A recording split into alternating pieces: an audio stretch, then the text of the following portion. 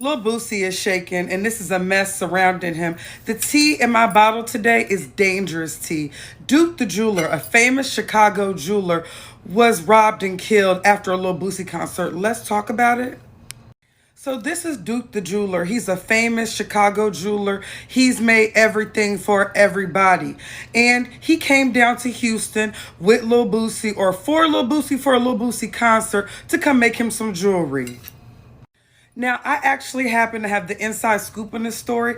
I know some people from Chicago that live in Houston that actually were friends with this guy and just saw him a night ago before he died. So he went to that concert not knowing that he would need any security because he wasn't in his city. Now, y'all know Chicago is a dangerous city.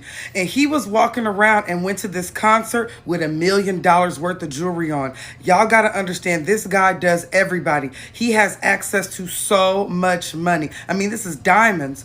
But the inside scoop person with me told me that this person is so well known, Duke is so well known in Chicago, that he could walk around with his jewelry on, no security, and nobody's going to bother him. He just one of those figures in Chicago that everybody loved and respected. So this is a real huge tragedy, okay? Now, this is a picture of him at the concert with the $1 million worth of jewelry on after the concert. Well, what I was told was there was a dice game. Duke played a bunch of Bootsy and a bunch of Bootsy's entourage and him in a dice game. Of course, these dice games are going to be high stakes. So he got allegedly 80K out of Bootsy.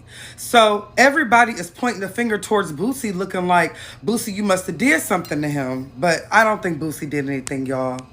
The incident actually occurred when Duke was walking to the parking lot and he ended up walking by himself. And I caution y'all, when y'all are in other cities, different people, different hood niggas with money, y'all are not safe. And that's on Pop Smoke. You need to be riding around with the most security when you're not in your city. A lot of times you think, oh, the haters in my city gonna hate the most. But no, people can really touch you when you ain't got nobody around that knows you.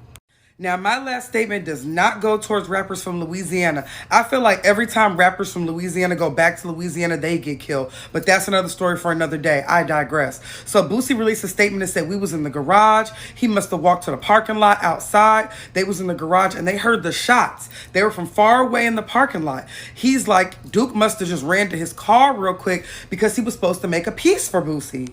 So today, Boosie got on live quickly and released a statement and said, hey, I absolutely had nothing to do with this. He was going to make a piece for me. Why would I kill my jeweler? So it could have been people around Boosie. You never know. R.I.P. Duke the jeweler. Look at this beautiful piece. You will never be forgotten, especially not in Chicago.